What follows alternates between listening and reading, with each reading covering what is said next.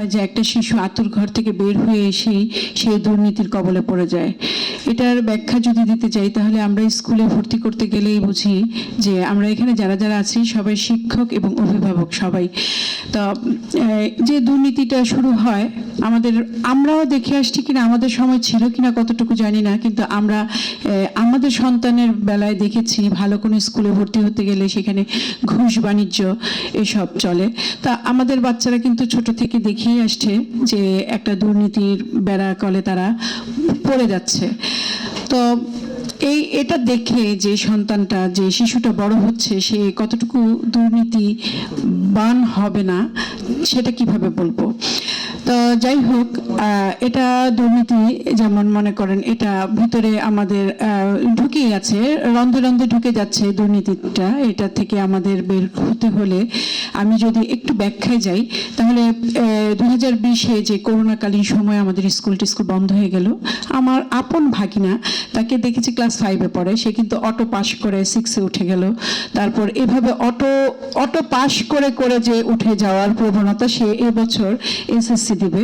তা সে কিন্তু খুব ঘাবড়ে যাচ্ছে যে এসএসসি দিবে এবার, কেননা সে তো অটো পাস করে করে উঠে গেছে। তো একটা দেশকে ধ্বংস করতে হলে সেই দেশের শিক্ষায় একটা মানে বড় একটা প্রভাব কিন্তু ফেলতে হয় শিক্ষা খাতে। কেন যেন আমার মনে হয় যে কেউ এর পিছনে ছিল কিনা, বাংলাদেশকে ধ্বংস করার মূলে এই শিক্ষাটাকে কেন ধ্বংস করা হলো। আমার মেয়ে এবছর এইচএসসি পরীক্ষা দেবে, সে কিন্তু খুব ভয় পাচ্ছে যে বর্তমান সময়ে সরকার পরিবর্তন হয়েছে, এবার না যেন কি হয়।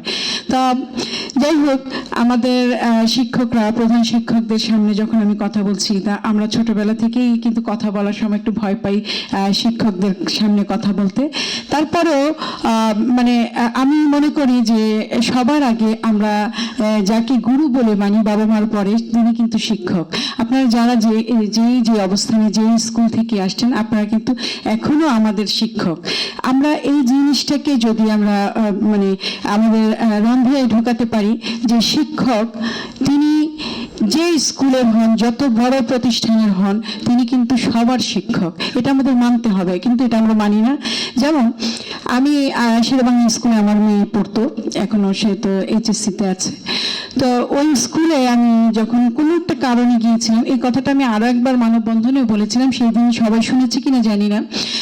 তা আমি দেখেছি যখন প্রধান শিক্ষকের রুমে আমি ঢুকলাম, তা আমি কথা বলছি, আমি তো ওনাকে সালাম টালাম দিয়েই কথা বলছি, কিন্তু ঠিক ওই মুহূর্তেই স্কুলের গভর্নিং বডির চেয়ারম্যান উনি প্রবেশ করেছেন।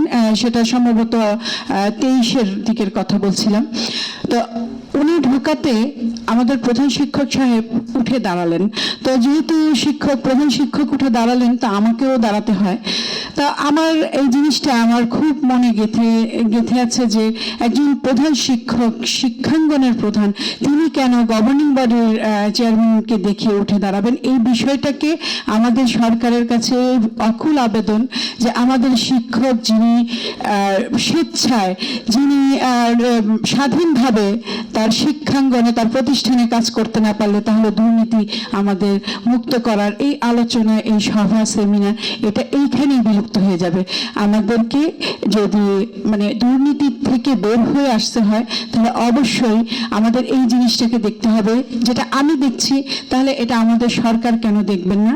যেহেতু আমাদের সরকার এখন মাত্রই আসছেন, তার অনেক কর্মকাণ্ড আমাদের চোখে পড়ছে, তার ভালো দিকগুলি আমাদের কাছে বেশি চোখে পড়ছে।